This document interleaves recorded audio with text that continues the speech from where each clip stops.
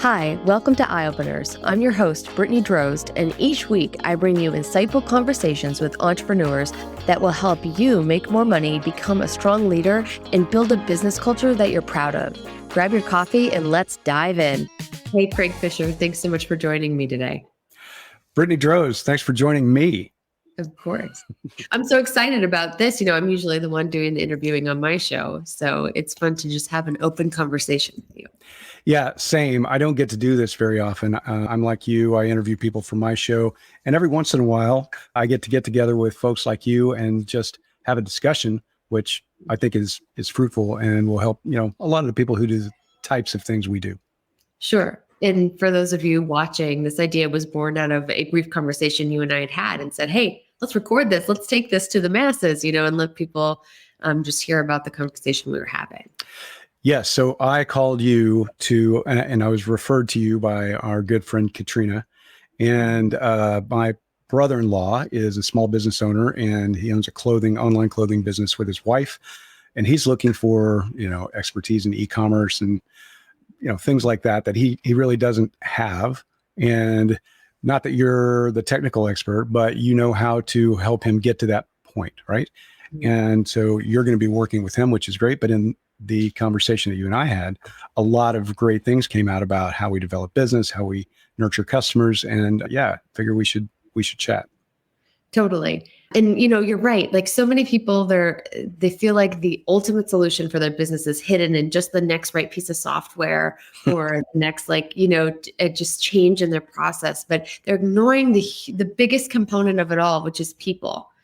Each one of us has people in our business, whether it's internal or external customer facing, there are people somewhere in that. And to ignore the huge role that plays is to really just not do your business justice and in how to improve it. I'm sure you see this in your work too. I see it all the time. And one of the things that's interesting to me about that is now in the gig economy, which is actually real, turns out, right? I mean, my whole team is fractional. They do work with me and they do other things as well.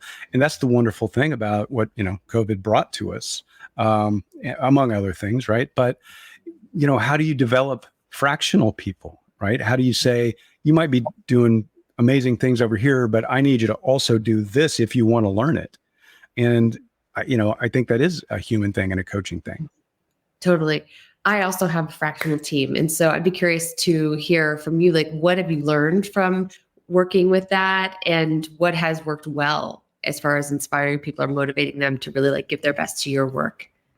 Yeah. So people want to learn, right? And so I invite everyone to all my customer calls, for instance, so they can hear how I do things, right? How do I get to a point of agreement on a leadership alignment call? How do I develop an opportunity for a quarterly extension? What are the words that I use, and how am I convincing people with data that, this probably should happen for your organization?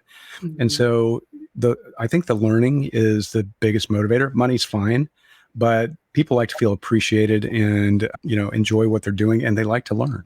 Mm-hmm. Completely. And I've actually studied a bit of this in formal academia, and people much more respond to non-monetary and incentives and benefits right now. You can always sell out to the highest bidder, but people know they're getting smarter. They know that that's not necessarily going to serve them or make them excited about going to work. And, with the limitations in some of our lifestyle over the past almost 2 years because of COVID, we're really looking for more fulfillment from our career choices, from our jobs. And so having those other benefits like that development can really be beneficial and really speak to somebody. One of the things I do for my customers, and my customers are employers, by the way, I help employers attract talent, right? I'm not a staffing agency. I'm more of a recruitment, marketing, and advertising type agency where I do brand development and attraction strategies, funnel marketing to get job candidates to apply to jobs. But part of what I do is employee engagement and employee advocacy, right, as part of my attraction methodology. And some of that includes doing training sessions for groups of employees, whether it's all the recruiting and talent acquisition team or the sales team or whoever, to do search engine optimization on their LinkedIn profile. Mm-hmm. And this is a pretty cool thing that actually LinkedIn paid me to teach all of their salespeople how to do when I developed the methodology for it. And so it's gone, pretty big over the last 10 years. But my team gets to sit in on that. And they say every time they learn something new, when they sit in on a training that I'm doing for a customer. And so it's like they're getting more training because every customer is different. So some nuance comes out, and you can kill two birds with one stone. Yeah. And we record everything, right? So posterity. Yeah, that's really interesting. So I use LinkedIn as well, and I'm in Sales Navigator and all of that, looking for people who are a great fit for me, learning more about them. Tell me about, what you've developed and how people can use it. Yeah. So turns out I took LinkedIn apart, right? I'm a hack web developer, self-taught, right? But I took LinkedIn apart when it first came out, and I figured out that all its search results are driven from Google. And so it's a really good search engine within itself, but it's a really good source for search as well. So if you search anything about people on Google, you get LinkedIn results. And it turns out, that's right.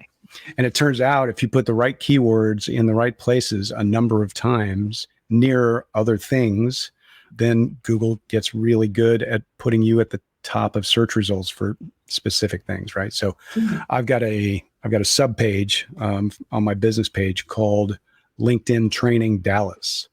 And I also have the words LinkedIn Training Dallas in my headline, in my summary about section, under all of my job descriptions. I have a keyword cloud, the same keywords over and over again. And they are industry terms that you want to be known for, right? Specific words that you want to be known for that aren't common, your name, your company's name, and a location. Turns out people still use location to search for things because they want to find someone local. And so any location you're trying to target, right? If you're trying to get customers in Athens, Georgia, you would do Brittany Drozd, leadership coach, Athens, Georgia, right? And so if someone were to search for that and you had it multiple times in your LinkedIn profile, and you also had it as a sub page on your business on LinkedIn, you would come up on page 1 for search results for that thing. And it turns out if you do this with multiple of your employees, your whole company starts to come up higher in search results for things like currently hiring for JavaScript developers in Athens, Georgia at ABC, right? Yeah. And so that talent attraction thing works for business development. It's magic. Right. That's so smart. And so what, I'm sure you've heard of the Great Resignation. Mm-hmm. What has this meant for you? What trends are you seeing? And, why is this super important? Yeah. So for us, we pivot as entrepreneurs, right, with the market. But so my pivot has been, since all of this, hourly workers are hard to come by. And so all of my business has been working with big companies searching for hourly workers for the last year. Ross Dress for Less, Supercuts, Subway, companies like that, healthcare, DaVita. And so, how do you attract people? Where do you find them in the world? Use your empathy map to figure out what they're doing during their day. You make your target persona and you figure out, how do I get in front of these folks? You got to be in front of somebody 7 times before they're more likely to respond to your email, like in their peripheral vision.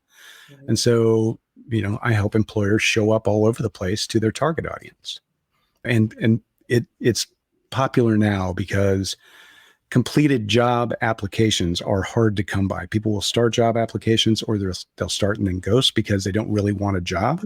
I was just reading about that Harvard Business Review a second ago, this abandonment, even though they go all the way to completing. Yeah. Fun story about that. 10 years ago or 12, something like that, 2008 or 9, it was the same story. And I actually was part of an article for Harvard Business Review back then. Wow. Okay. Yeah. Right. Really been in this stuff for a long time. True. Too long. Yeah. And so how about for you, what are you noticing that the pandemic and the, economic impact and everything else has meant for your business? Sure. So I work with a ton of entrepreneurs who are small business owners. They have revenues like under 50 million. But, much less than that for those of you who are watching whose business is less than 50 million. And they're dealing with a lot of the same issues, and they just feel stifled or just kind of handcuffed and not able to make the management decisions they feel like they want to make because of the limitations around hiring. They feel like if they make this misstep, that a talented person might quit and they can't afford to lose them. And so they just feel like they are not able to make the management decisions they want to make for out of fear of losing people and not being able to replace them. And that's really challenging, when you're trying to drive performance and, move certain elements of your business along. Yeah. And I think that stifling fear is a limiting factor for all kinds of things, right? I mean, people are just afraid to make that mistake. That could just mean the end of everything. And the reality is the mistake helps you grow. And so even if you make a mistake, right, you're learning something from it. And, I don't think you can show your employees enough love, and you can smother them with it. And I think they're going to be okay. Totally. When people aren't used to it, like think about how many even places you've gone, think beyond employment, where you don't feel appreciated or recognized or whatever. And when you get that, it is so meaningful. I try to tell people all the time that public employee praise is free. And it's one of the most powerful things you can do to drive performance and engagement and ultimately loyalty with your team. It costs employers so much money to replace people, get them onboarded and trained and up to speed to be at the production level that they were at before with the previous person. It is way less costly and time consuming to invest in the team members that you have now, to develop them, to show them that love, and to just ask about them. To ask what's going on for them.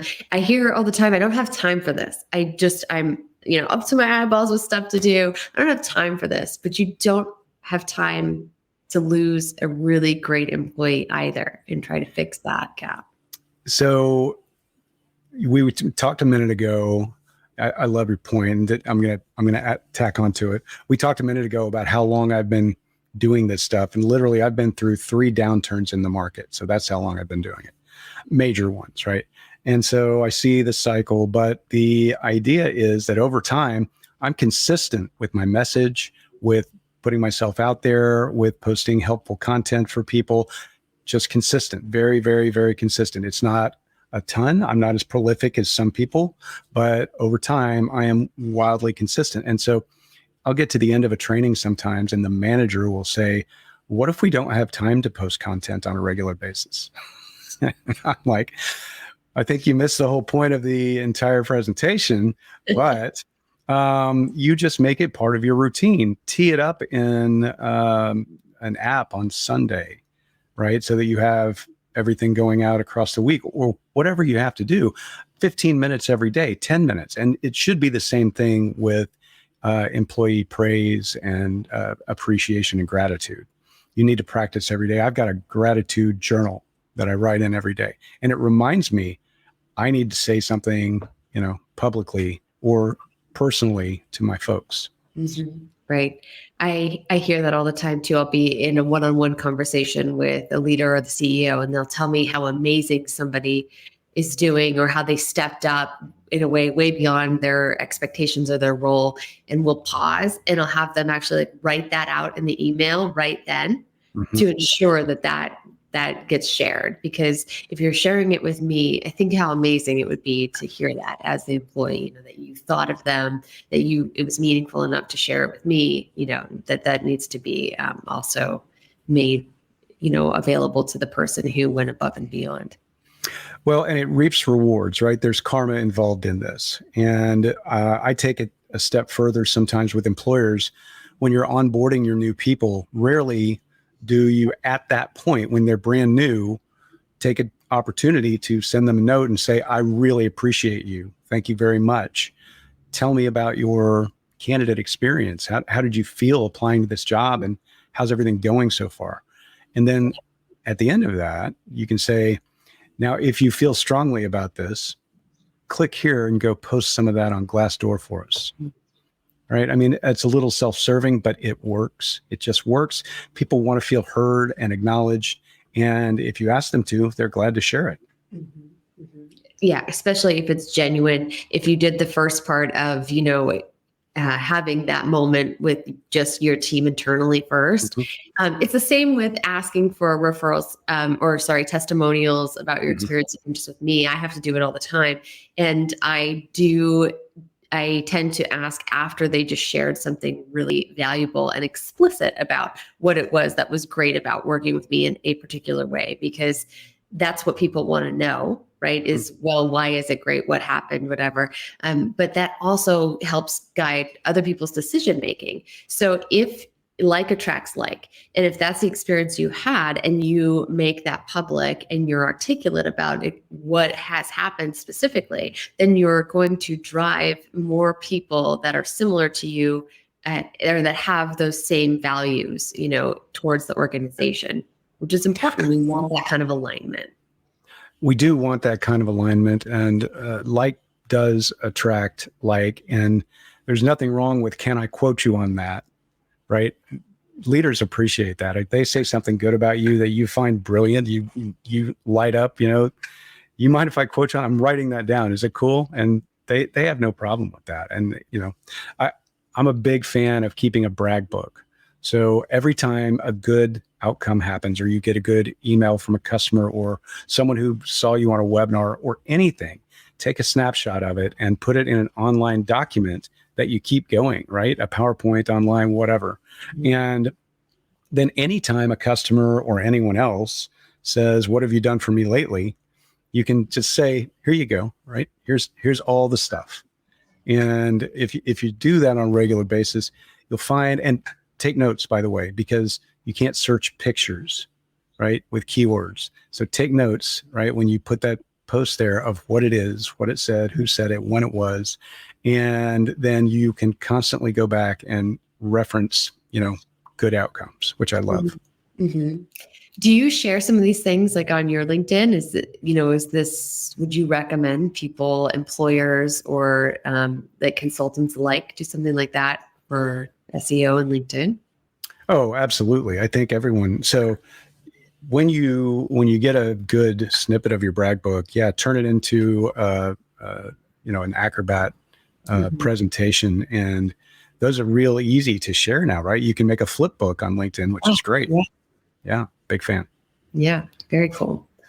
What's the number one thing that somebody could do, like for those famous I don't have time people, like a small business owner or an individual, even, to either gain more visibility, but really like in a meaningful sense? I'm not for content's sake. I'm much Right. more with you with that quality over quantity. What's one or two things that could be impactful for either somebody's career, getting noticed, getting recruited, getting hired, or for the employer? So the main thing is keep a good ratio of gives versus asks. I use the 5-to-1 ratio. It's also the 20% ratio. It's good for relationships. It's good for everything. Give 5 times more than you ask, right? So send helpful stuff, send praise, send something funny, right, out to your, social places 5 times. And then every once in a while, oh, by the way, I'm hiring, or, oh, by the way, I've got an opening for a new customer, or, oh, by the way, check out my webinar, whatever that is. Because we're constantly creating and churning out snippets of activity, right? And it's just snippets of us, and maybe it's helpful, maybe it's not. But sometimes third-party content is better than people just seeing you every time.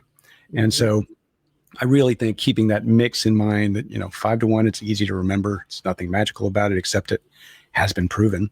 Right. Yeah. Right. Except the numbers continue to support that 5-to-1 everywhere. That's right. Yeah. Yeah. And I think just that. And so, what is it what's your magic formula for a similar kind of thing when people, they need, to kind of amplify what they're doing? So the same point that you made before with that consistency, that it's not necessarily about cadence. That's going to be different for everyone. The messaging might be different for the individual people that you're speaking to, but that consistency really across the board helps get those messages delivered over the long run and really shapes the behavior and the performance over time. And so the best thing that you can do is schedule it. Schedule that meeting, schedule that one-on-one time where you set aside, even if it's 5 minutes, even if it's less, to be explicit, be intentional, be clear, and present as you deliver that messaging. And this isn't just for, hey, you're doing an awesome job. This is also for critical feedback too. Make the time and make it regular, and your team will come to expect it. They'll come to appreciate it. They will seek it out. And that is ultimately how you get to steer that behavior, that performance, that direction that business owners are looking for. I like it. I think while I'm sitting here, when we're done, I'm going to make a video to put on LinkedIn thanking my employees for their great service. Awesome. So our job here is done then. Thanks, Brittany. Great to see you. You too. It's been so fun chatting. We should definitely do more of these because it is easy and there's a lot of alignment. And yeah, I'd love to hear what people think about it, what value they got, what was the strongest message that really hit home for them. So we welcome all kinds of feedback in your comments. And yeah, until next time, thanks for watching. Bye, everybody. Bye. Thanks for joining us this week on Eye Openers. Make sure to visit brittanydraws.com/podcast for this week's show notes. And if you found value in today's episode, I would so appreciate you giving us a rating on Apple Podcasts or share it with a friend. Also, don't forget to subscribe on Apple Podcasts, Spotify, Stitcher, or wherever you get your podcasts. This all helps to support the show.